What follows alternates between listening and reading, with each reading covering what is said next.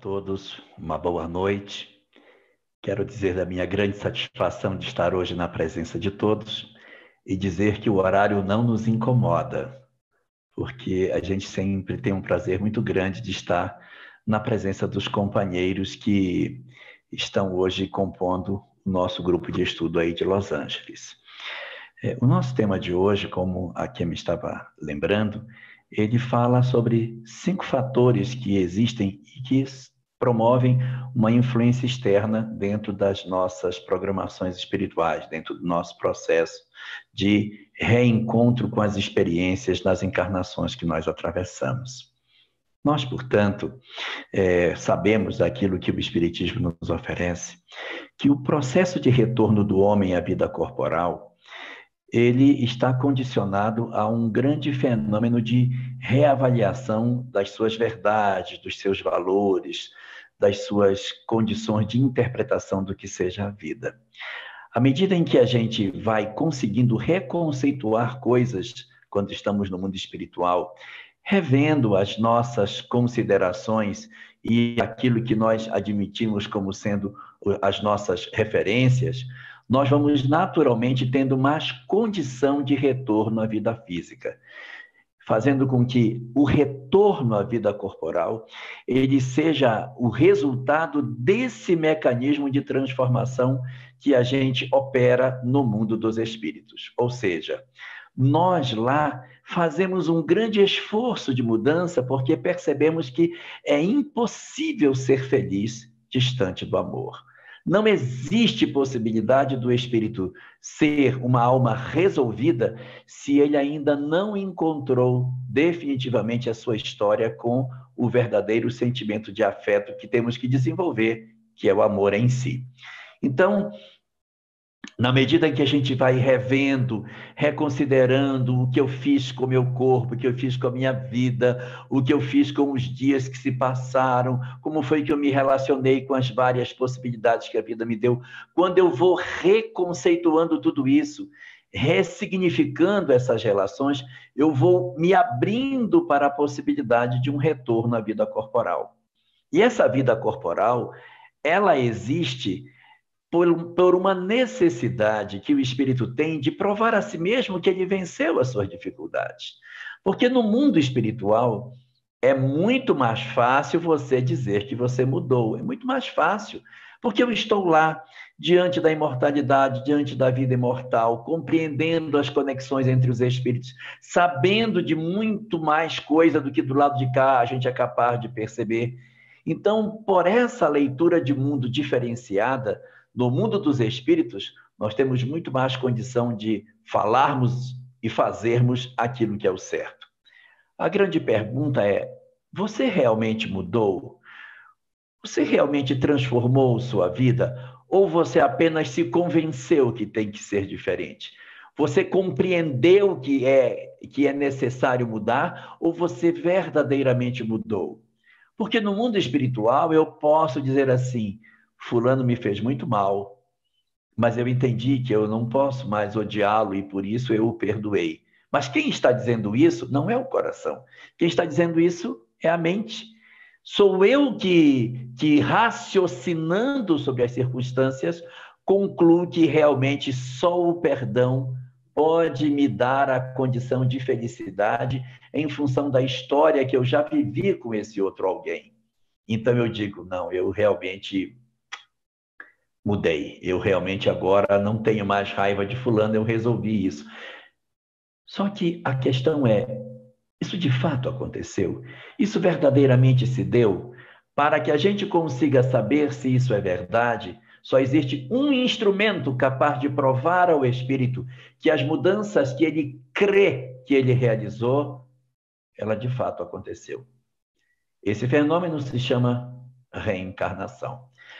Somente através da reencarnação eu provo que eu mudei. Por quê? Porque no mundo espiritual eu posso mudar, eu posso evoluir. É lá que está a vida verdadeira. Mas para eu ter certeza que eu mudei, se eu ficar só no mundo espiritual, eu precisarei de muitos séculos para poder ter certeza de algo que em uma única existência eu posso provar para mim mesmo que eu consegui vencer essa parte do meu eu e agora estou, de fato, alinhado com uma nova dimensão do que seja a vida. Então, a reencarnação ela vai representar exatamente a prova real do processo de transformação que o espírito possui. Baseado em quê? Qual é o instrumento que pode provar para mim que eu de fato mudei? Qual é o instrumento da lei divina que garante que durante o processo reencarnatório eu tenho uma comprovação de que eu de fato fiz uma mudança? É um dos fenômenos mais bonitos que o processo reencarnatório dispensa a cada um de nós. Esse fenômeno se chama o esquecimento do passado.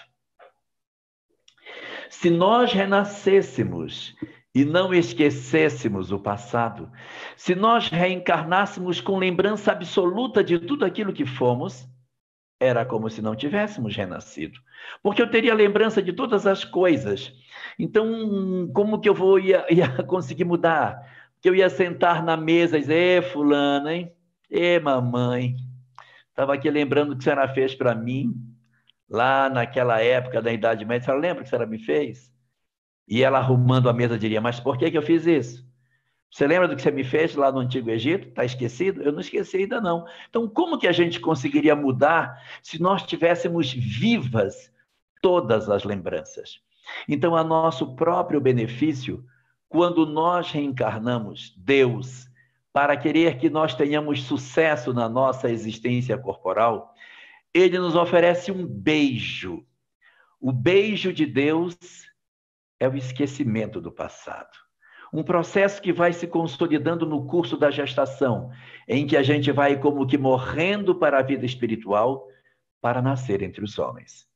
E quando nascemos, nós nascemos apenas com o âmago da nossa alma, com aquilo que verdadeiramente eu enraizei de conceitos dentro de mim. Aquilo que eu dizia no mundo espiritual, eu perdoei fulano, não, eu já mudei de vida, isso eu não faço mais. Vai ser aqui que eu vou provar. Porque do lado de cá, eu terei esquecido todas as coisas que eu disse que eu faria. Eu terei esquecido todas as verdades que eu penso que eu tenho para viver absolutamente somente aquilo que de fato existe na intimidade do meu ser.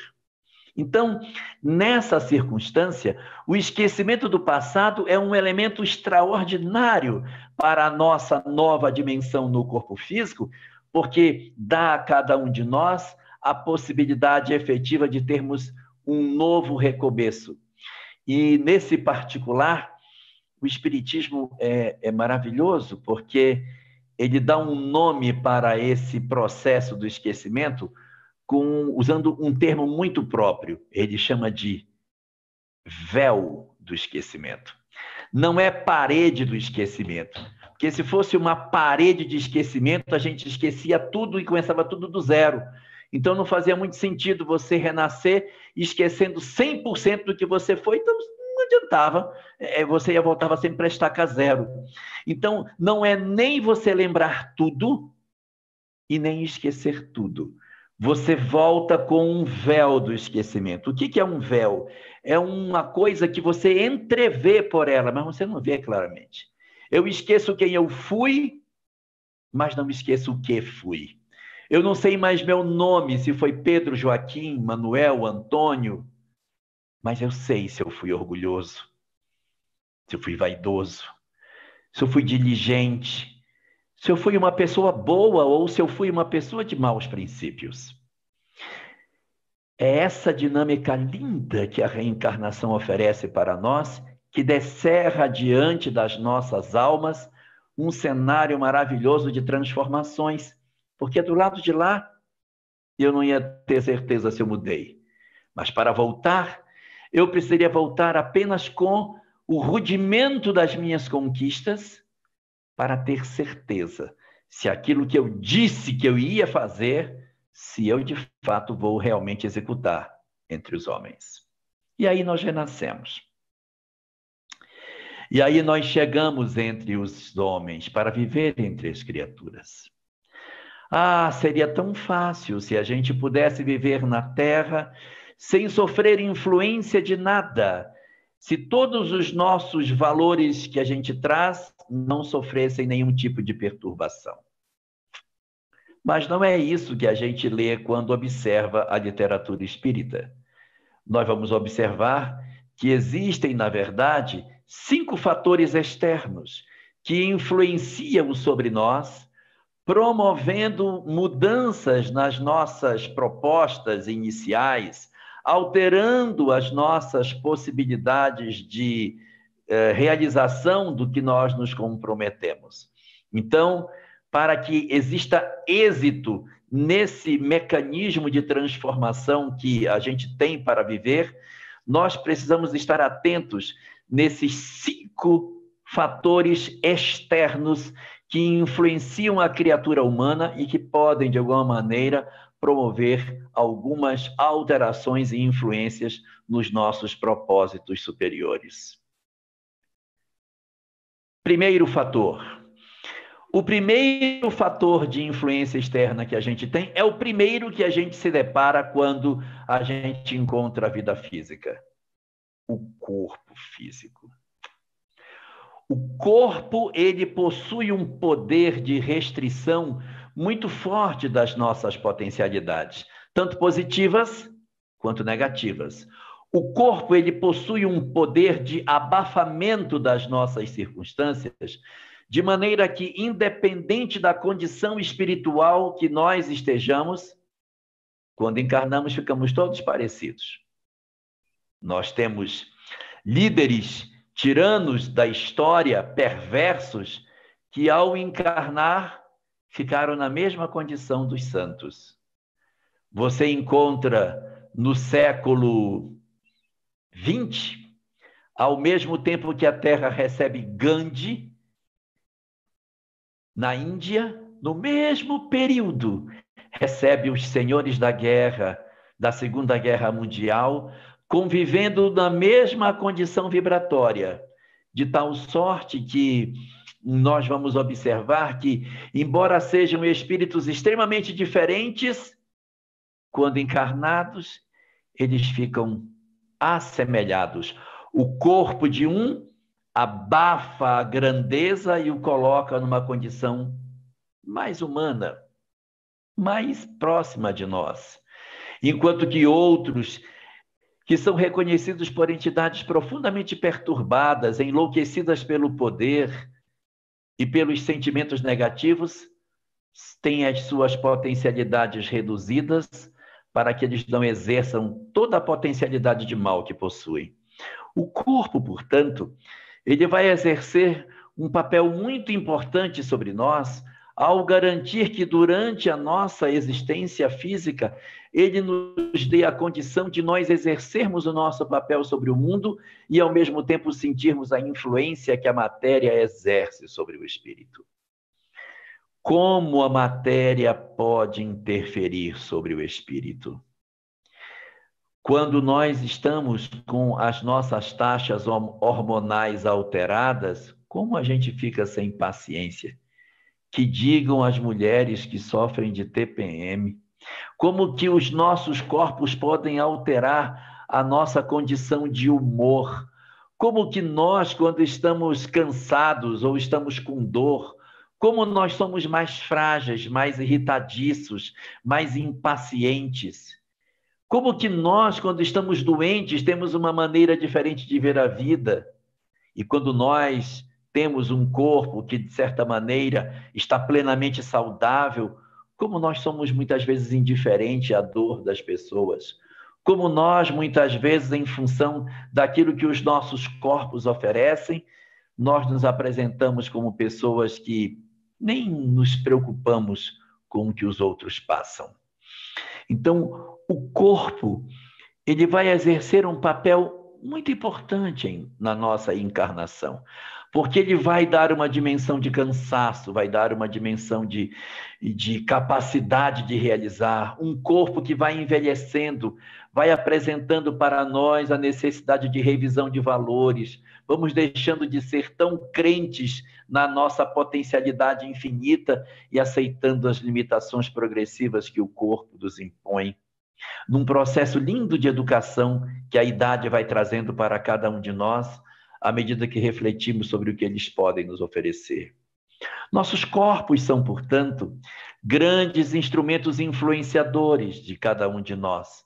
E é impossível negar a influência que o corpo exerce sobre o espírito quando nós observamos uma série de fenômenos que a nossa humanidade apresenta e que, de certa forma, apesar das forças que muitas vezes os espíritos tentam empreender para realizar determinadas ações, o corpo acaba exercendo uma influência que precisa ser respeitada. Então, entre esses fatores que nós temos na relação nossa com o mundo corporal, o corpo, é o primeiro elemento que nos interfere as decisões e que modifica muitas vezes as nossas disposições mais íntimas, porque as influências que ele vai exercer sobre o espírito podem ser extremamente significativas no curso da existência para muitas das decisões que nós iremos tomar, em que pese as possibilidades de conflito e de dores que a gente poderá ter em função de um corpo mais saudável ou menos saudável que a vida nos ofereça para que a gente possa habitar durante o nosso tempo de serviço no planeta. Além desse primeiro elemento de interferência, há um segundo elemento que interfere muito e que tem um papel significativo na formação dos nossos primeiros valores. O segundo fator de interferência que nós temos no mundo físico é a família.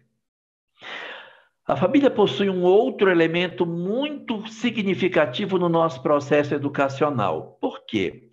Porque quando a gente vai para a encarnação, nós, na condição de seres humanos, percebemos logo que chegamos que a nossa estrutura física, que os corpos que nós recebemos, possuem uma determinada condição de amadurecimento enquanto somos crianças, que não nos permite a sobrevivência sem que alguém cuide de nós. Diferente das tartaruguinhas que rasgam a casca do ovo, saem das suas covas e correm na direção do mar, absolutamente independente de seus pais, os seres humanos possuem uma dependência total de alguém que lhes cuide. Nenhum de nós, sem exceção, seria capaz de sobreviver e chegar à idade adulta se não tivesse alguém que tivesse se ocupado de nós. Nós temos que ter um pleito de gratidão, porque com certeza alguém nos cuidou, alguém nos alimentou, alguém teve todo um conjunto de zelos conosco quando éramos pequenos, porque senão nós não conseguiríamos chegar à idade adulta. A família, portanto, o nosso primeiro grupo social que a gente recebe, tem um fator importantíssimo, porque é ali que a gente vai receber as primeiras lições para a orientação das nossas vidas. Os primeiros passos, as primeiras palavras, as primeiras orientações para que a gente consiga proceder, elas advirão das nossas relações familiares. Nossos pais, nossos irmãos, são pessoas fundamentais na estruturação do caráter. Porque, segundo a doutrina espírita, nesse momento que estamos iniciando o nosso processo de retorno à vida corporal, nós ainda somos muito frágeis e muito influenciáveis. Quanto mais tenra a idade, maior a possibilidade de modelagem da personalidade pela própria família. À medida que o tempo vai passando, esse fenômeno vai como que se cristalizando e a possibilidade de interferência vai ficando cada vez menor quanto mais o espírito se assenhora, quanto mais o espírito desperta no corpo, tanto mais difícil fica o processo de educação do espírito. Então, a família, ela é um fator de influência extremamente importante, porque É ela que vai dar as primeiras balizas do comportamento humano. É ali na relação familiar que a gente vai compreender o sentido de dever, de responsabilidades, de limites. E a gente às vezes não sabe, mas aqueles indivíduos que estão conosco na condição de familiar são almas antigas, velhas, conhecidas nossas, que muitas vezes já exerceram até outros papéis no cenário familiar, enquanto que outros que pertencem ao nosso grupo familiar não vêm de experiências felizes do passado, mas são resultados de laços de desamor que nos trouxeram para uma nova experiência juntos, dentro de um mesmo ambiente doméstico, para que a gente aprendesse, através dos laços de afinidade física, o desenvolvimento da afinidade espiritual, de acordo com aquilo que a lei de amor nos estabelece, que a gente procure vencer as nossas dificuldades de relacionamento para que a gente consiga ser feliz. Então, o esquecimento do passado, que fez com que a gente renascesse sem uma lembrança muito clara do que cada um daqueles que conosco convivem representam, faz com que a gente se reúna no mesmo lar com indivíduos bastante diferentes de nós, muitas vezes, com graves divergências ideológicas, porque somos muitas vezes inimigos do ontem, renascidos dentro do mesmo lar. Isso, inclusive, faz com que muitas pessoas, quando elas ouvem essa informação, comecem a fazer uma contabilidade dentro de casa para saber quem é quem é laço de afeto, quem é laço de desafeto, e quem não é laço de afeto nem desafeto ainda é laço por natureza das provas. Esse tipo de preocupação, ela até é razoável quando a gente não se debruçou ainda sobre o propósito da existência. Se a gente se debruçar sobre isso e entender que, para o laço de afeto do ontem, eu estou com ele para consolidar esse afeto e, portanto, o melhor sentimento a dar é o amor. Para o laço de desafeto do ontem que nasceu dentro de casa, ele está junto para que eu corrija as imperfeições. Então, para esse, o relacionamento exige um sentimento, amor. E para aquele que ainda é uma alma estranha, que eu estou encontrando pela primeira vez no meu lar, para que ele não se transforme num laço de desafeto e eu amanhã tenha que resgatá-lo numa relação afetuosa, o melhor a fazer é entregar para esse companheiro amor. Então, se para as 3 doenças o remédio é o mesmo, eu não preciso do diagnóstico para tomar o remédio, porque eu tenho que aplicar a mesma terapia, independente da condição de circunstância espiritual que eu me encontre. Então, para todas as condições que a família nos acena, o amor se apresenta sempre como sendo a solução ideal, independente de qual seja a natureza do laço que trouxe alguém para o meu lar. Mas a relação com esses companheiros vai ser decisiva na construção de uma história mais ou menos feliz no meu tempo que eu vou ter dentro do planeta e da condição de família que eu vou ter nessa existência.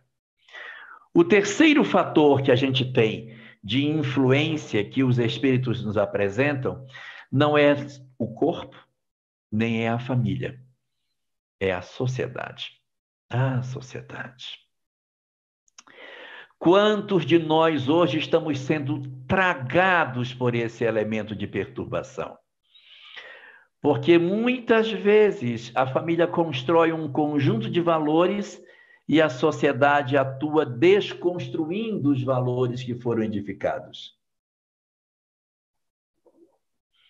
A gente observa nos dias atuais uma quantidade muito grande de pessoas que, em função dos dramas que traz, não consegue se colocar de pé diante dos convites que a sociedade nos apresenta. Nós temos vivido na sociedade atual momentos bastante difíceis, em função do período de transição em que uma quantidade muito significativa de entidades perturbadas desceram coletivamente sobre o planeta. As aberturas do mundo espiritual, promovendo sobre a Terra a reencarnação de companheiros que acenam com diversas ideologias perturbadoras, chamando as almas para que elas atravessem determinadas portas extremamente largas, que são apresentadas como soluções para uma aparente felicidade, tem seduzido uma quantidade absurda de indivíduos nos dias atuais, abrindo diante do nosso cenário terreno uma quantidade incontável de dores, multiplicando a depressão, a ansiedade, a síndrome do pânico, todas elas filhas do materialismo infeliz, que nos cega com relação aos propósitos da existência e nos ditando que, de repente, os valores da matéria são os mais importantes que devemos buscar, nos afastando dos valores que a gente às vezes se comprometeu antes de nascer, mas como eles não estavam plenamente solidificados, como nós não estávamos ainda realmente convictos daquilo que nos comprometemos antes do nascimento, o esquecimento do passado nos roubou a certeza. E os acenos do materialismo desgraça as nossas existências, apontando rumos profundamente equivocados, fazendo com que a gente observe no cenário atual da nossa sociedade um conjunto de dores inumeráveis, decorrentes do quê? Do nosso ouvido estar muito mais sintonizados com os apelos que a sociedade infeliz nos aponta, do que aqueles que a nossa consciência nos apresenta como sendo os mais razoáveis para os dias em que vivemos. Esses três fatores primeiros, o corpo, a família e a sociedade, são fatores mais materiais, são fatores mais ligados aos aspectos materiais que nós temos. Mas nós temos outros fatores que são fatores que não estão na matéria. São fatores não visíveis pelo olho de carne. O primeiro desses fatores que a gente tem, ele tem a ver com a sociedade em si. Enquanto nós temos a sociedade do lado de cá, materialmente, nos provocando uma série de perturbações, existe do lado de lá da vida, do lado espiritual, uma sociedade espiritual que nos rodeia e que nos perturba. Um conjunto muito grande de espíritos perturbados que, de certa maneira, conseguem influenciar as nossas vidas. São formados eles por as entidades que nem têm uma ligação direta conosco, mas que promovem uma perturbação coletiva no planeta, que atuam de maneira a desequilibrar as nossas energias, porque renteiam conosco, convivem na nossa sociedade, exalando suas energias difíceis e promovendo no nosso mundo físico as influências que eles trazem de lá para cá. E aí, em função das sugestões espirituais que eles nos apresentam, essas entidades acabam instigando o ser humano a seguir por determinados caminhos sombrios.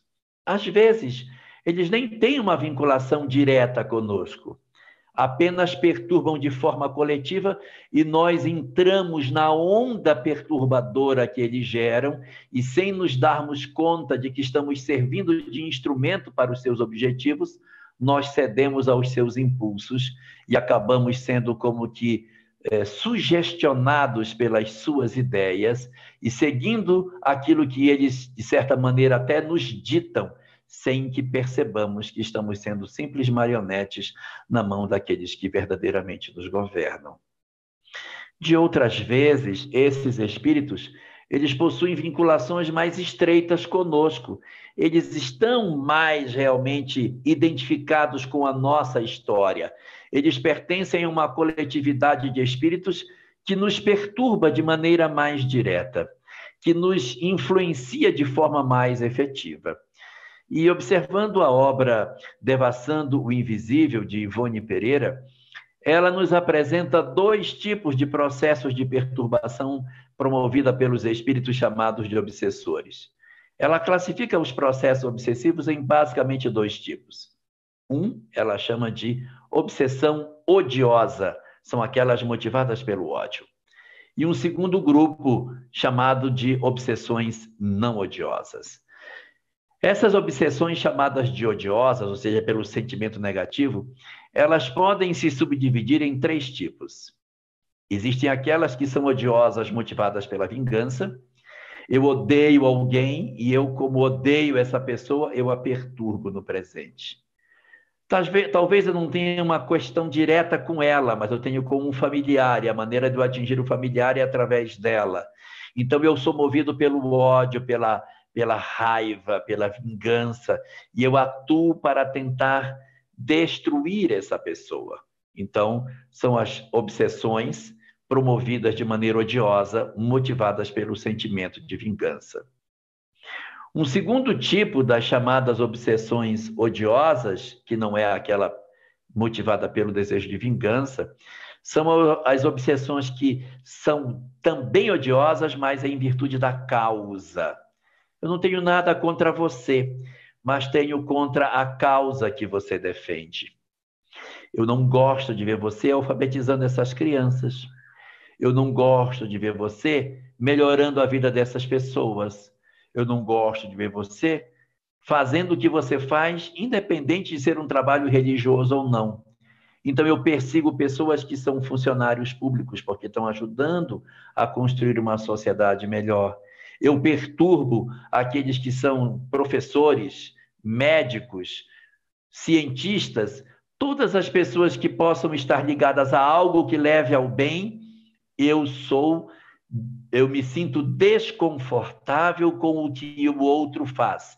Então, eu não sou obsessor dele, eu sou obsessor da causa.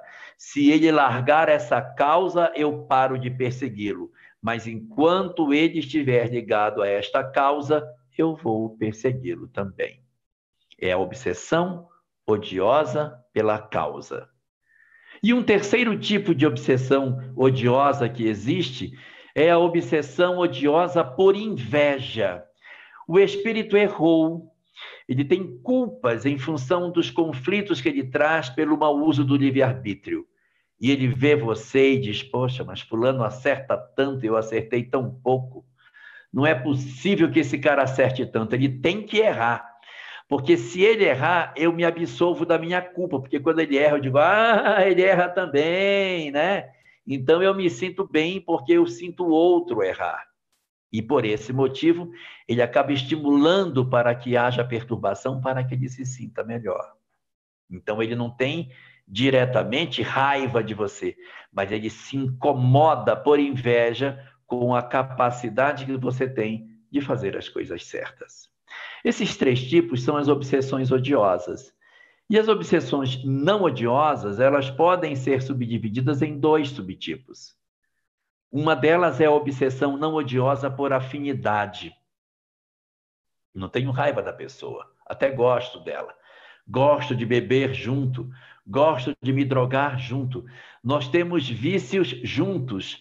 Então, eu até cuido dele para que ele fique sempre saudável, para eu poder explorá-lo cada vez mais, na afinidade que eu tenho, num processo de simbiose espiritual, em que um se nutre do outro, num processo de obsessão recíproca, em que não existem ódios de parte a parte.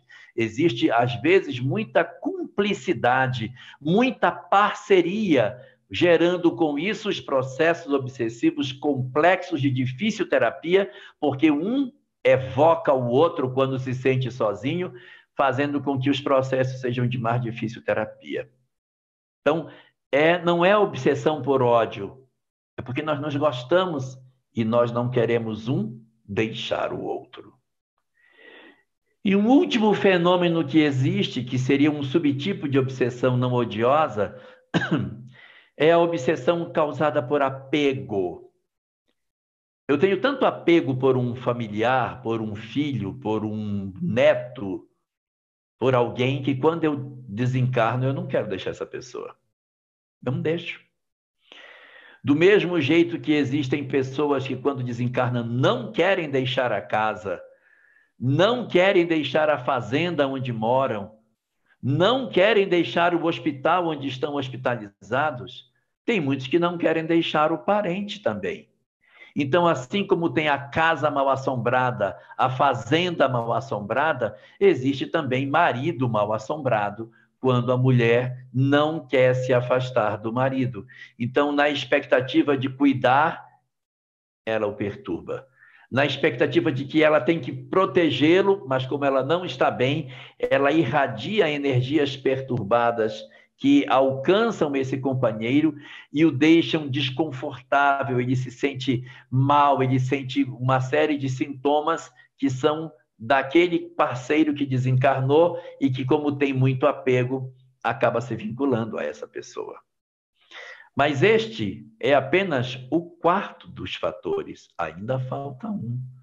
Porque nós temos o corpo como primeiro, a família como segundo, nós temos a sociedade como terceiro. E como reflexo dessa sociedade, nós temos o mundo dos obsessores, de uma sociedade perturbada, de uma série de entidades enlouquecidas que em torno de nós promovem uma quantidade muito grande de perturbações. E o quinto dos fatores é um reflexo da família. Do mesmo jeito que eu tenho uma família corporal do lado de cá, eu tenho uma família espiritual do lado de lá. E esta família espiritual são formada pelos meus laços de afeto, pelos espíritos que me amam, que gostam de mim, que me cuidam e que me protegem. E se é verdade que quando nós nos credenciamos na obra do bem, nós ganhamos algumas perturbações, e isso é verdade, eles não deixam de também considerar, e é importante não esquecer, que do mesmo jeito que a obra do bem tem obsessores, ela tem uma quantidade incontável de mentores. Então, quando eu ajo no bem, eu posso ter a influência espiritual negativa de algumas entidades? Sim, isso é verdade. Mas eu ganho uma proteção imensa de uma quantidade inumerável de companheiros que, na expectativa de colaborarem para o erguimento e sustentação da obra do bem, também se ligam a nós num processo de assistência espiritual. Então, do mesmo jeito que nós temos obsessores que nos perturbam, há uma quantidade muito grande de companheiros espirituais que nos auxiliam. Então, do mesmo modo que nós possuímos uma influência do corpo, que nós temos uma influência da família, que sofremos a influência da sociedade, que os obsessores nos influenciam, os nossos mentores espirituais também promovem mais um elemento de motivação para nós, mais uma face desse processo de influência que nós sofremos, constituindo o quinto dos elementos que promovem esse mar de influências que nós temos em torno de nós, constituindo as diversas características que nós apresentamos no cenário da nossa existência. Porém, esses são apenas os 5 fatores externos, porque há mais um, o sexto dos fatores, que não é externo. Assim como existe 5, o corpo, a família, a sociedade, os obsessores e os mentores, que são 5 externos, existe um fator que é interno de mim mesmo. Porque além de termos todas as influências que o externo promove sobre as nossas histórias, eu tenho uma influência interna, que é o meu próprio passado, a minha própria história semi-adormecida dentro de mim mesmo, que se soma a esses 5 fatores para dar a resultante da minha personalidade. Quem sou eu, então? Que personalidade eu tenho? Quais são as características daquilo que eu apresento para o mundo? É a síntese dos 5 fatores externos e o meu fator interno.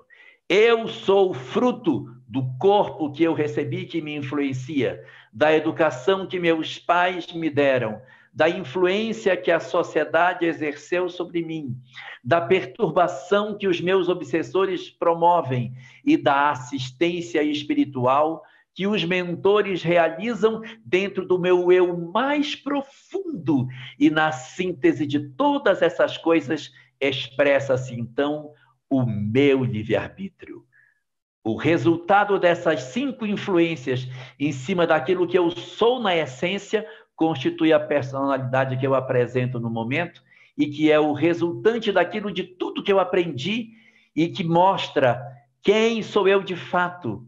Não somente o ser desencarnado que no mundo espiritual tinha uma série de crenças e de verdades e de apresentações em termos de evolução. Este, do lado de cá, encarnado, sou eu na maneira mais clara do que eu realmente sou. Porque eu aqui estou despido dos convencionalismos que eu acreditei no mundo espiritual, para ser do lado de cá a alma com aquilo que ela conseguiu trazer desperta dentro dela, apesar dos inúmeros processos de perturbação que nós tivemos durante a vida física. Então, somos assim esse resultado, justificando o esforço que devemos empreender para sermos efetivamente entre os homens aquilo que nos comprometemos antes de renascer. Que Deus, portanto, abençoe em cada um de nós esse propósito e que a gente consiga ser, na vida física, muito daquilo, já que não podemos ser tudo, mas muito daquilo que a gente se comprometeu antes de reencarnar. Muito obrigada, Jorge, pelas excelentes reflexões. Parece-me que o Tiago levantou a mão. Tiago, você gostaria de fazer alguma pergunta ou foi por engano? Tiago Freire. Desculpa, foi por engano, tá? Ok. Carlos, então, passo para você, tá? As perguntas, por favor. Ok, muito bom, Jorge. Como a que me disse, é uma reflexão interessante. Nós temos algumas perguntas, uma delas é em função do esquecimento do passado. Como saber se nós estamos no caminho certo? Obedecendo aquilo que está resumido quando o doutor da lei perguntou isso para Jesus. Essa pergunta não é a primeira vez que é feita. Se nós estivermos no caminho certo, a gente não precisa mais reencarnar. Encontrar o caminho certo é libertar-se dessa mandala de encarnações sucessivas para que a gente consiga alcançar a melhoria espiritual. É alcançarmos uma condição tal em que a gente não precisa mais vir, que numa conceituação mais simples poderia chamar de vida eterna, porque eu vou para lá e não preciso mais voltar. Pergunta o doutor da lei no capítulo 10 de Lucas: mestre, o que eu devo fazer para alcançar a vida eterna? O que é que eu devo fazer para não precisar reencarnar? Como eu devo viver para que efetivamente eu aproveite ao máximo a minha existência e faça tudo certo? Em síntese, como fazer para cumprir o meu planejamento espiritual? E a resposta está lá, no capítulo 10 de Lucas. Amarás o Senhor teu Deus de todo o teu coração, de toda a tua alma, de toda a tua força, de todo o teu entendimento, e ao teu próximo como a ti mesmo. Na narrativa de Marcos vai aparecer: amarás o Senhor teu Deus sobre todas as coisas, e ao teu próximo como a ti mesmo. Ponto. Nisso está resumida toda a lei e os profetas. Então, se eu quero saber se eu cumpro o meu planejamento espiritual, ao invés da gente olhar tantas coisas do lado de fora, a gente pensa: tomei atitudes que representavam o amor ao meu próximo, o amor a mim mesmo e o amor a Deus. Tomei atitudes que reverenciavam a natureza, a relação com a criação, o respeito ao meio ambiente e tudo que dizia respeito à vida. Cuidei do outro como deveria cuidar, fazendo para ele tudo que gostaria que ele me fizesse. E reconheço a importância da vida para mim e percebo a majestade do que significa essa existência para o meu crescimento, amando, portanto, todas as oportunidades que a vida me traz. Se eu exerço minha vida na Terra, atuando no amor em todas as dimensões que eu esteja me deslocando, eu com certeza estou cumprindo o meu planejamento. Mas todas as vezes que eu tomo qualquer decisão que fere o amor, nesse particular ponto, eu estou descumprindo o planejamento, porque o planejamento não é o que nós vamos fazer. não é o nosso destino. O planejamento é o que de melhor a gente pode fazer para alcançar a felicidade. Então, ele é o roteiro ideal para que a gente cumpra sobre a Terra. Excelente. Quando vocês fazem a pergunta no privado, eu não vou dizer o nome, porque pode ser que a pessoa tenha feito a pergunta anonimamente. Na dúvida, eu não colocaria o nome, tá bem? Aqui tem uma. Se a nossa verdadeira vida é espiritual e que no mundo espiritual nós podemos ver melhor nossas falhas e compreender, a vida da Terra também não existiria sem a vida espiritual. Porém, a vida espiritual, ela não precisa da vida material. Como conciliar essa questão? Pois é. Vamos pegar um exemplo. Quando a gente toma André Luiz na primeira das obras que ele escreveu, O Nosso Lar, quem é André Luiz naquela obra? Nossa, um espírito sofrível, com uma série de falhas, muitas deficiências morais, problemas de todas as ordens, que justificaram, inclusive, um tempo razoável de permanência no umbral, etc. Mas aí você vai acompanhando André Luiz nas várias obras, você vendo que ele vai evoluindo, ele vai crescendo. Quando a gente observa ele na frente, gente, e nem parece mais aquele cara que a gente viu no primeiro livro. Então, houve uma evolução nele. Então, ele evoluiu? Parece que sim, não é? Mas eu não tenho certeza se ele cresceu. Eu acho que sim, mas eu não tenho certeza. Para ter certeza, encarna para ver. Quer saber se você ganhou alguma coisa em termos de evolução? Encarna. Por isso que os espíritos temem tanto a encarnação, porque não é para qualquer um a coragem de dizer assim, eu vou fazer um mergulho no meu inconsciente para acordar só com aquilo que eu verdadeiramente sou. Você está no mundo espiritual, pleno de tudo. Não, mas eu sei como é que é. Lá eu sei. Então, vem. Dorme o teu consciente para acordar só com o teu inconsciente e confia em nós. Nós vamos cuidar de você lá, mas você vai ter que ouvir a gente. Vai, cara, você está bem alicerçado de valores. Não, mas eu não quero ir, eu quero ficar do lado de cá. Você não quer ir? Então você não vai, porque a vida verdadeira é essa. Só que você não vai ter certeza se você mudou. Nunca! Não vai, mas daqui a uns séculos você poder dizer, não, isso aí realmente eu conquistei, eu sinto que eu conquistei.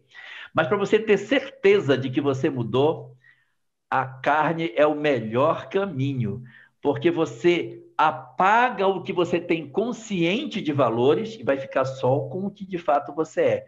Quando você despertar na carne, quando você acordar do lado de cá, você pode dizer, isso é o âmago do meu eu, porque aquilo que eu pensei que eu fosse apagou quando eu dormi.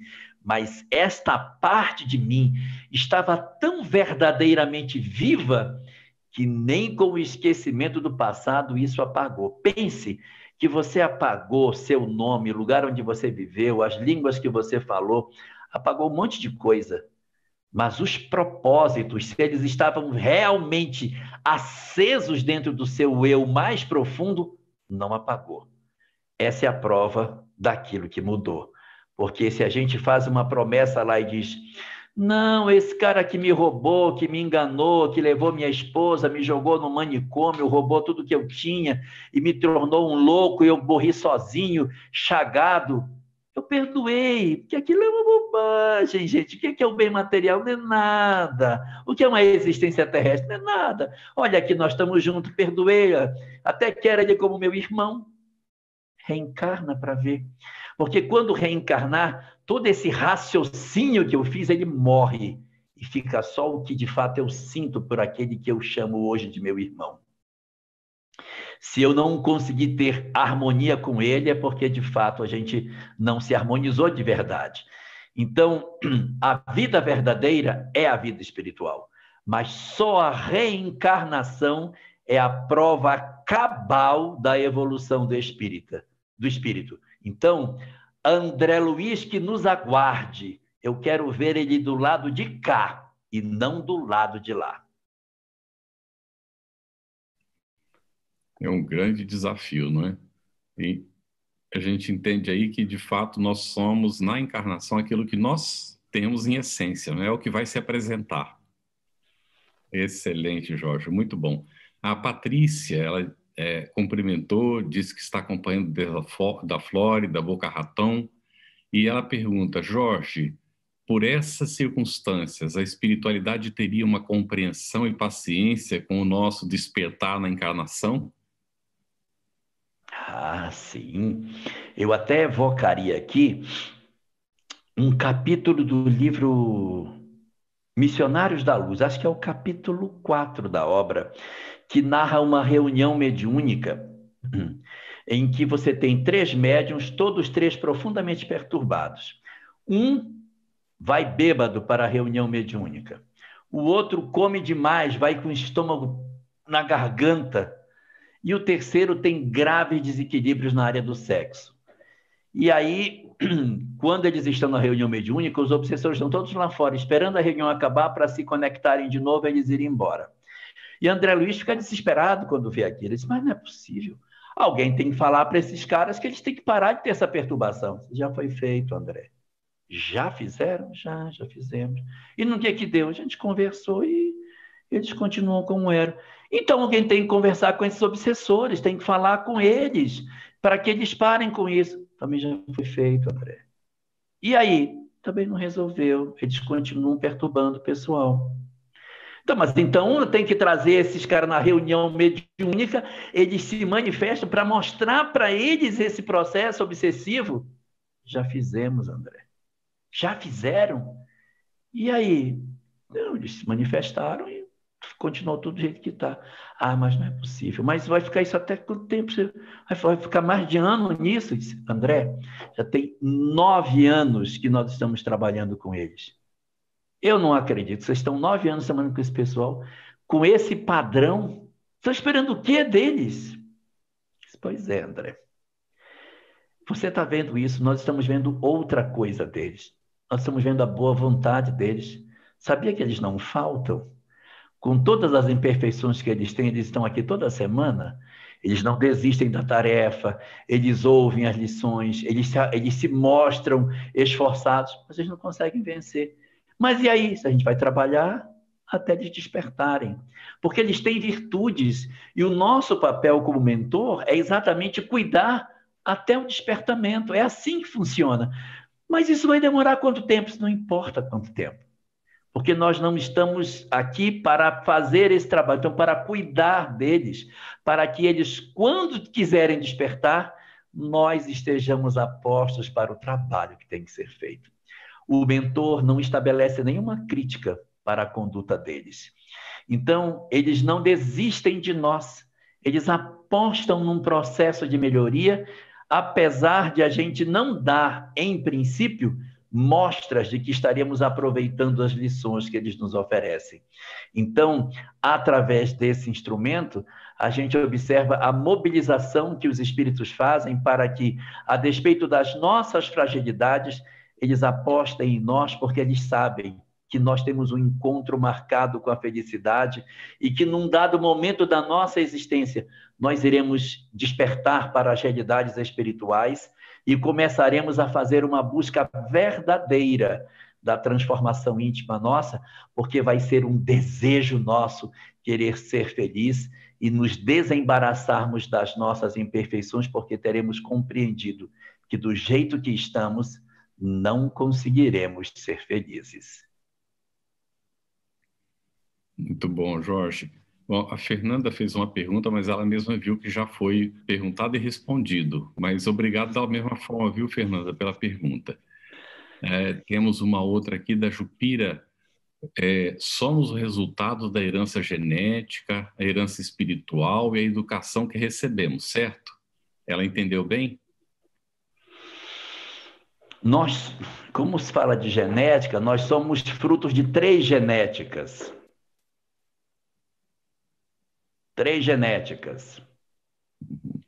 Nós temos uma genética que é a genética biológica, a genética originária de nosso pai e de nossa mãe. Eu sou geneticamente resultado da conjunção do óvulo e do espermatozoide de minha mãe e de meu pai, que me geraram o corpo que eu tenho. Por isso que eu sou parecido com eles. Tenho características de meu pai, tenho características de minha mãe, sou parecido com meus irmãos, porque eu tenho uma herança biológica que veio deles. Mas não é só isso. Eu tenho uma segunda herança. Além desta herança biológica, eu tenho uma segunda herança, a minha herança espiritual, porque eu sou filho de meu pai e de minha mãe, mas eu sou filho de mim mesmo. O corpo que eu tenho é resultado da genética de meu pai e de minha mãe, mas é também resultado daquilo que eu fui, porque eu imprimi sobre as características genéticas de meu pai e minha mãe mutações no material genético primeiro, que promoveram nele alterações que fizeram o corpo ter algumas doenças que eu tenho, que meus irmãos não têm. Características que eu possuo, que meus irmãos não possuem. Porque no processo de formação da embriogênese, eu fui mutilando algumas partes espirituais do meu corpo físico, que foi promovendo com que eu tivesse um fígado mais difícil, um rim com mais problema, um estômago, um cérebro, um órgão qualquer, com algumas anomalias em função dos compromissos que eu tinha. Então, eu sou filho de meu pai e de minha mãe, é verdade, mas eu sou filho de mim mesmo, eu sou filho do meu próprio histórico. Essas duas características são muito importantes na formação do meu corpo físico. Mas eu tenho uma terceira componente, porque eu sou filho de meu pai e minha mãe, eu sou filho de mim mesmo, mas eu sou filho de Deus. Então eu tenho uma herança espiritual que vem da divindade, porque os processos reencarnatórios, eles são basicamente de duas grandes linhagens, os de interesse individual e os de interesse coletivo. Os que são de interesse individual, que são aqueles em que o indivíduo renasce para ver uma história que só diz respeito a ele mesmo, espíritos em início de evolução ou com graves deformidades físicas e mentais, que a sua existência vai servir só para ele, nós temos outros que reencarnam por interesse coletivo, pessoas que vão exercer funções de grande interesse social. Então, esses possuem uma componente de misericórdia muito grande. Aqui é a biologia, o segundo é a justiça, o terceiro é a misericórdia. Deus é justo e bom. E o que seria essa terceira componente? É a possibilidade de eu poder ter a redução de um impacto de doença por uma possibilidade de serviço na Terra. Eu poderia ter nascido com graves problemas pulmonares. Poderia, porque eu tenho uma história que justificaria ter um problema de pulmão. Mas em função do que eu vim fazer na Terra, os espíritos, não. Pela lei de causa e efeito, pela justiça, ele deveria voltar com o pulmão todo sequelado. Mas ele tem um compromisso para executar, e se ele vier com esse pulmão, não vai dar certo. Então, nós vamos fazer o quê? Nós vamos interferir para que a influência malsã do espírito não alcance o corpo. Então, ele renasce com o corpo sadio, mas o espírito é doente. Ué, mas não é o espírito que modela o corpo? É.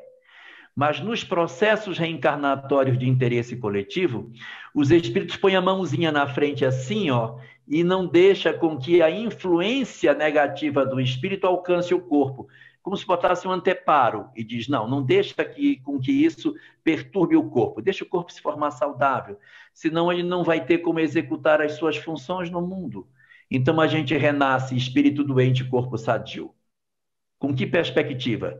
Que a minha mudança de comportamento durante a vida física, pelo serviço no bem que eu vou fazer, altere a fonte, que seria o espírito, ele melhora a matriz e para de bombardear o corpo com as energias malsãs.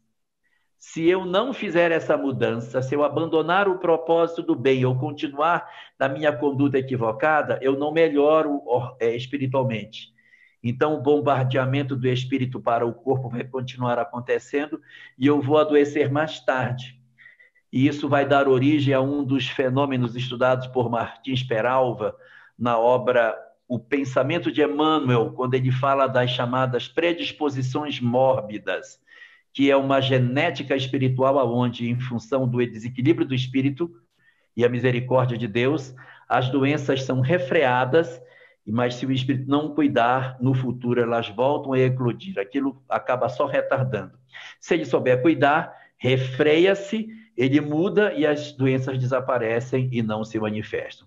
Então, respondendo aí quem fez a pergunta, a genética nossa são 3 elementos: meu pai e minha mãe, meu próprio passado e a misericórdia de Deus. Gratidão, obrigada, valeu, ótimo. Tem vários agradecimentos aqui na área de texto também. E, Jorge, eu vou juntar 3 perguntas. Acho que elas estão correlacionadas. Vê se você concorda. Primeiro, devemos temer as influências dos espíritos desequilibrados? Como não ser instrumento dos espíritos inferiores? E como podemos entrar em sintonia para ouvirmos os conselhos dos nossos mentores? As 3 realmente têm uma forte conexão. Na verdade, não digo que a gente tem que temer as influências dos maus espíritos, mas a gente tem que respeitar. Porque temer é uma condição, parece assim, que, meu Deus do céu, eu não tenho medo de fazer o bem, porque se eu fizer o bem, eu vou ser perturbado. Não, a gente tem que respeitar, assim, não pode ter a arrogância. Eu tenho lá medo de espírito, rapaz, eu tenho lá medo de espírito? Tenho medo de espírito? Não. A gente não pode também entrar por essa via, a gente respeita. E a gente não se expõe desnecessariamente. Lembremos de Jesus naquela parábola que tem no Evangelho, a parábola das tentações de Jesus, que o Satanás, nessa parábola, diz assim para Jesus, te joga daqui lá embaixo, porque os anjos vão te aparar, né? Então, não, eu não tenho que ter medo de espírito, não, eu faço porque o espírito perturbado não vai me atacar, porque como eu faço o trabalho no bem, vá pensando. A gente pode sofrer, sim, uma influência espiritual. Então, a gente tem que cuidar. A gente tem que ter muito cuidadinho para a gente não ser vítima desses processos de perturbação. Então, não é temer, mas é respeitar. Para fazer esse trabalho, a gente tem que fazer uma opção, porque para eu diminuir a influência dos maus, eu tenho que aumentar a influência dos bons. Não tem como dizer assim, não, eu vou diminuir a influência dos maus. Então, eu tenho que reduzir de um lado e ampliar do outro. E nesses tempos de tanta polarização, vocês aí estão vivendo um processo de polarização, parece o nosso aqui, de confusão, de sociedade polarizada, um esgarçar dos tecidos sociais, assim, forçando, parece que vai querer dar uma ruptura na sociedade. E isso tem sido muito ruim. E a gente tem se dado, muitas vezes, nem se dado conta de que a gente tem servido a esse processo de perturbação que a nossa sociedade experimenta. Então, eu vou dar aqui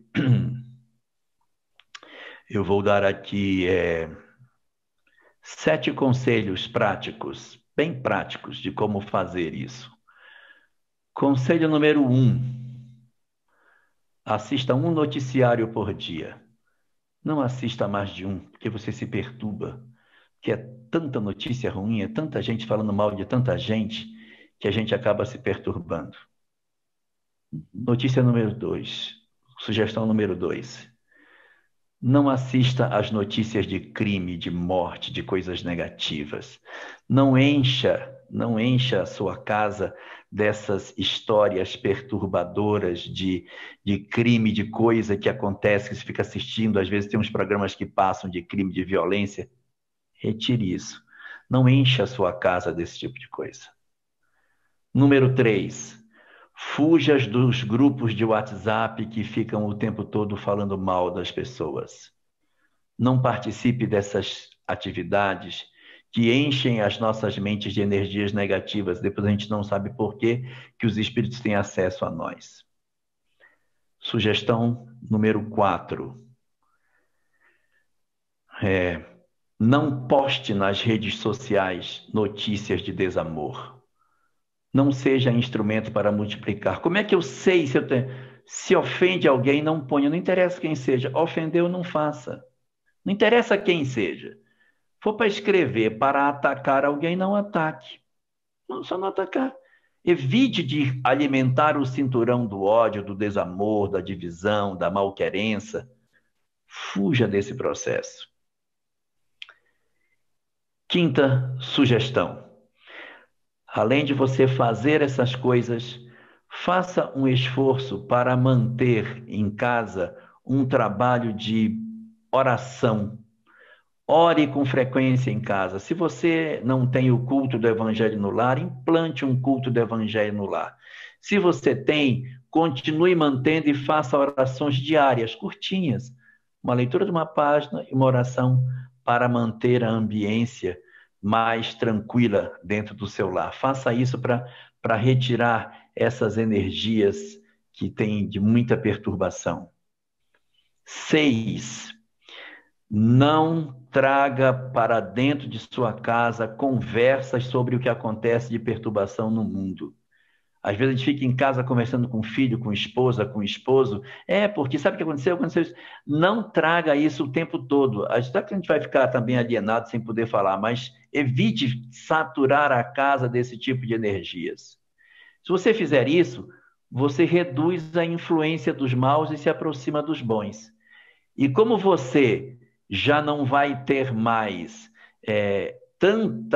tanto tempo desperdiçado nos grupos de WhatsApp, escrevendo coisas, assistindo tanta televisão, vai sobrar tempo. Pegue uma obra espírita para ler. O tempo que sobrou, faça a leitura de uma obra espírita. Se você não gostar de obras que sejam de estudo, pega um romance para dar uma lida. Vai lendo a história, vai curtindo. Pega um romance de Emmanuel, uma obra de André Luiz, um romance de Ivone Pereira, uma obra desse tipo, uma obra de Manuel Filomeno. Vai lendo e vá se envolvendo com a literatura e enchendo a casa de energias positivas. Somente a luz é que é capaz de afastar as trevas. A gente não afasta a escuridão com escuridão. Então, só acendendo a luz é que dissipa as trevas. Jorge, interessante. Você antecipou 2 perguntas. Eu só vou fazer para ficar, né, que já estão respondidas. Uma Acho que eu delas... estou ficando médium, né? Deve ser. Estava bem inspirado. Como neutralizar as influências negativas da sociedade? Você acabou de falar. E aqui tem um comentário do Tiago. Excelente palestra, Jorge. Estou acompanhando você no programa Pinga Fogo. E diz que está maratonando com alegria. Não entendo bem a expressão, mas está aí. Aí ele diz assim: bem, gostaria de saber quais valores ou práticas seriam essenciais para ajudar quando reencarnamos, já que nos encontramos nesse estado de esquecimento. Você acabou de falar, já tinha dito também do amar ao próximo, não é? A Deus e ao semelhante, está muito bem. Nós temos uma última pergunta, nesse restinho de tempo que tem. Ela veio no privado e a pessoa diz assim, é uma pergunta anônima: como lidar com laços familiares que amamos, mas deixamos no Brasil e não temos condições de trazer junto a nova família criada no exterior? Devemos temer um novo karma a ser resolvido numa próxima vida?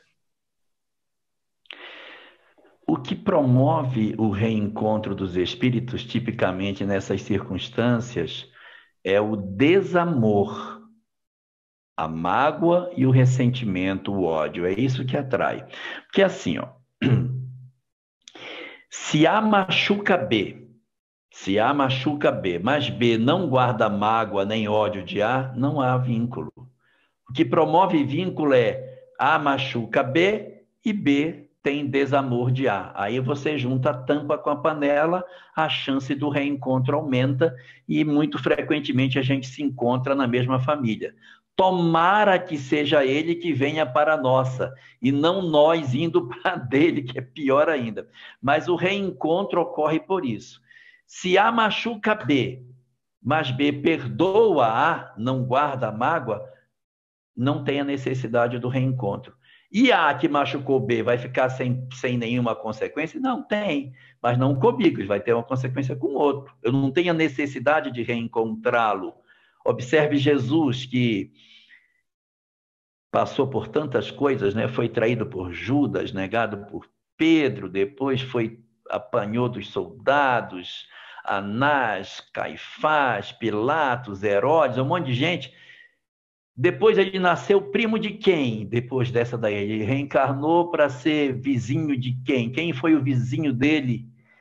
Irmão dele na outra existência? Como é que ele resolveu o problema dele, meu Deus, com esse pessoal todo que fez mal a ele? Ele não reencarnou perto de ninguém. Por quê? Porque ele se desconectou através do perdão. Quando você perdoa, você se desconecta. Tá, e aí os outros ficaram sem responsabilidade? Não. Cada um cuidou da sua história se recuperando com outras pessoas que não necessariamente ele. Então, nós não somos obrigados a nos reencontrar necessariamente com as feridas que trazemos, só se houver sintonia vibratória entre os dois. Então, se a gente tem um grupo de companheiros que ficou no Brasil e a gente não pode trazer, isso não vai gerar necessariamente um karma se não houver feridas de parte a parte. Então, se a gente veio por uma necessidade profissional, não tinha condição de ficar, se a gente tinha, de certa maneira, poucas possibilidades no Brasil e as possibilidades fora do Brasil eram melhores e a gente acabou ficando e não voltou, isso não caracteriza que tem uma ferida lá atrás que precisa ser resolvida. Se por outro motivo não é isso, mas eu parti porque eu não aguentava mais conviver com as pessoas, eu já estava saturado da convivência perniciosa que estava acontecendo, eu preciso ir embora daqui. Eu não aguento mais esse povo me perturbando o juízo. E aí eu fui embora e me afastei das pessoas porque eu não aguentava mais conviver. Aí tem uma feridinha para trabalhar. Precisa resolver. Ou outra, eu saí magoado. Eu fui o mutilado. Não aguento mais porque eu sou muito machucado aqui. Então eu saio porque eu estou ferido. Se a gente faz um movimento de saída porque a gente não está aguentando o outro, isso pode gerar um compromisso. Eu saí porque eu não tinha perspectiva e fui, e não há laço de desamor na vinculação, não gera necessidade disso. Às vezes a gente vai reencontrar porque gosta de estar com o outro e vai pedir, não, eu queria ter a chance de estar com meus pais ou meus irmãos novamente, meus filhos, sei lá. Então a gente acaba tendo essa necessidade por amor e não por um karma. Agora, se ficou alguma ferida, a gente vai precisar cuidar. Se é algum processo em que eu tenha mágoa de alguém, eu sinto mágoa e não quero voltar porque eu tenho mágoa, a gente precisa considerar que perdoar não significa reatar. Perdoar significa acerenar a nossa alma por dentro. Eu preciso perdoar os outros. Como é que eu vou saber que eu perdoei quem me machucou? Uma técnica. Experimente contar a história para alguém. Essa história que lhe machucou, conte para alguém. Se quando você conta essa história para alguém, você não chora mais, o batimento cardíaco não altera, o queixinho não treme para chorar, você não se sente alterado nas suas emoções, até rir, conta e ri, e não acredita, olha, sabe o que ela fez? Quando a gente é capaz de rir da própria situação engraçada que a gente passou, infeliz até, é porque a gente conseguiu resolver. Mas quando a gente reconta e diz, não vou nem te contar isso, eu já perdoei, mas o meu coração ainda sente. Não perdoou. Acha que perdoou. Porque quando perdoa, serena, a gente conta e não sente mais a emoção. Se quando conta a emoção vem junta, ainda tem um trecozinho que precisa ser resolvido. E aí, a gente não precisa necessariamente se reatar fisicamente para poder dizer, pronto, perdoei. Vou me agrilhoar na pessoa, pronto, voltei, estou aqui, ai meu Deus. Porque físico não significa nada.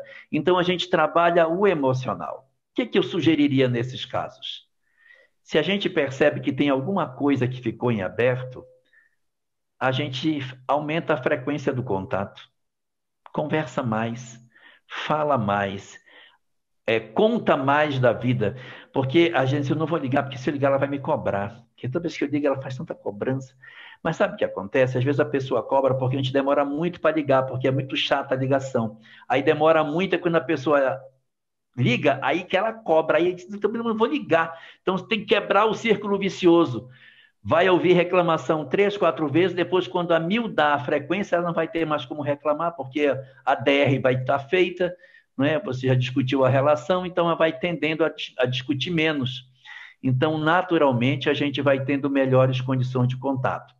A minha sugestão é que a gente não precisa estar junto fisicamente para resolver, que a tecnologia ela tem o poder de aproximar quem está distante, né? E às vezes até afasta quem está perto. Mas a gente tem a chance hoje, pela pandemia, de poder se aproximar, usa como pretexto a pandemia, que não pode viajar, que não pode isso, e a miúda as ligações, conversa mais, interage mais, faz ligação de vídeo para ver, e vai tirando as resistências e vai vencendo isso, porque o amadurecimento da gente é um negócio muito maravilhoso, porque faz com que a gente sinta novos sentimentos que a gente não tinha. Às vezes, quando sai de casa meio adolescente, leva muitas mágoas, e depois que vai ficando mais maduro, vem os nossos filhos, você começa a ver seus pais de forma distinta. Então é a hora da gente poder conversar, falar as coisas de maneira diferente, e até se abrir mais, vai fazer bem para a gente, falar para as pessoas que a gente ama, dizer que a gente sente saudade, e poder resgatar sentimentos que estavam adormecidos, sem a necessária sem a necessária necessidade de você ter que ficar junto da pessoa fisicamente. A gente pode ficar junto dos outros sem precisar estar tão próximo fisicamente, até porque tem muita gente que mora bem pertinho, mas está com o coração bem distante. Então a gente aproveita e faz uma ressignificação no sentido da saudade e pode resgatar muita coisa e transformar muito sentimento de mágoa em sentimento de amor. Talvez por aí a gente consiga um bom trabalho para recomeçar essa relação, que talvez, pode ser que no futuro se reencontre, mas mais doce. Se não cuidar disso, vai se reencontrar amanhã de forma bem mais amarga. A gente tem que se tratar desde agora, porque a gente necessariamente precisa se reencontrar com todas as pessoas que a gente ama para estreitar afeto e resolver os problemas de desafeto que a gente tem também. Então, vamos resolver desde agora, cuidando que a gente puder. Minhas considerações finais são mais no sentido da gente aproveitar essas oportunidades que a gente está tendo. Eu, particularmente, acho que essa é a nossa encarnação mais importante. Eu tenho uma convicção de que essa é a primeira vez que a gente está desperto na carne. Imagine o que é você ter a possibilidade de estar encarnado na Terra num período de transição planetária. Olha só, um período que poucos espíritos estão tendo a chance, com a mensagem espírita na mão. Isso aqui é coisa melhor do que essa, porque aí você consegue interpretar tudo que está acontecendo em termos de mundo e sua vida também. Meu Deus, isso é um tesouro que não tem preço você ter uma informação dessa na sua mão. E a gente precisa ser útil, né? Nesse processo todo aí que a nossa humanidade está passando, dando o nosso contributo. A gente não deve estar contribuindo no mundo com mensagens de coisa negativa. É muito ruim nós sermos espíritas e estarmos nos comportando como aqueles que não conhecem o que a gente conhece. Porque se eles não conhecem o que a gente conhece e a gente faz o que eles fazem, então a doutrina que nós temos ela é vã. Nós estamos jogando fora o conhecimento que a doutrina nos ofereceu. Nós temos a necessidade de sermos diferentes pela excelência daquilo que Deus nos ofertou.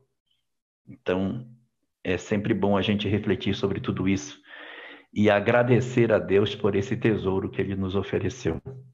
Então, a gente vai orar para agradecer esse tesouro que a gente tem hoje nas nossas mãos. Vamos orar?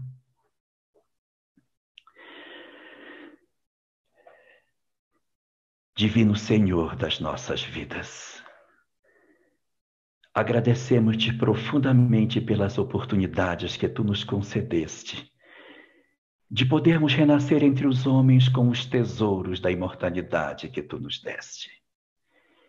Dá-nos a lucidez que precisamos para fazermos bom uso desse tesouro inestimável da mensagem espírita nos nossos dias, a fim de que utilizemos este remédio extraordinário para cicatrizar as feridas profundas que trazemos no íntimo das nossas almas, para que despertemos do sono profundo que o corpo nos impõe, acordando para as realidades do espírito e realizando entre os homens aquilo que tantas vezes sonhamos no mundo espiritual, que aqui realizaríamos.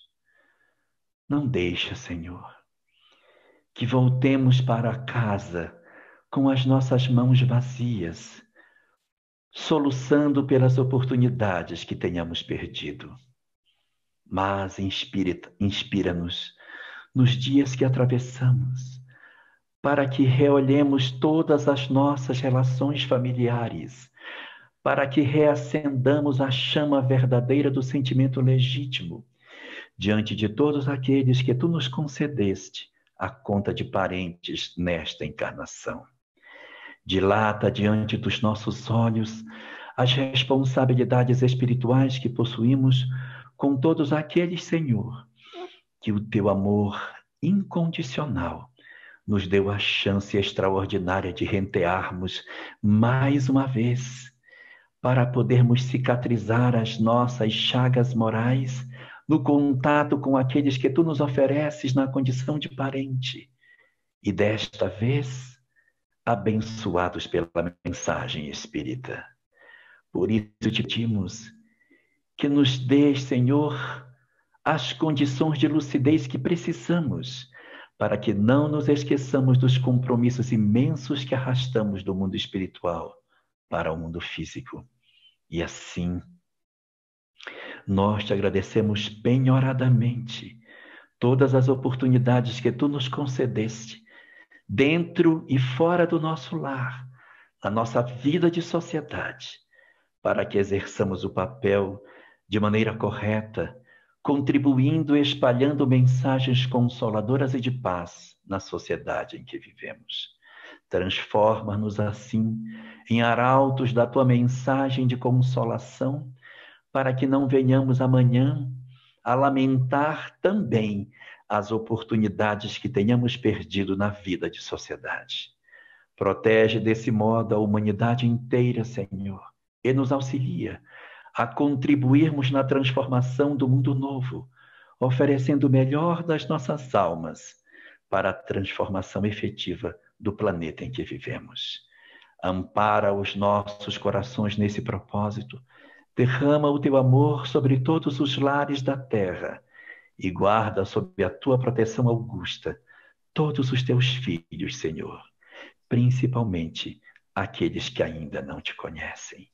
Que o teu amor profundo nos ofereça a todos uma noite de profunda paz e que amanhã possamos acordar mais resolutos no propósito do bem e do desejo de sermos úteis à sociedade em que vivemos.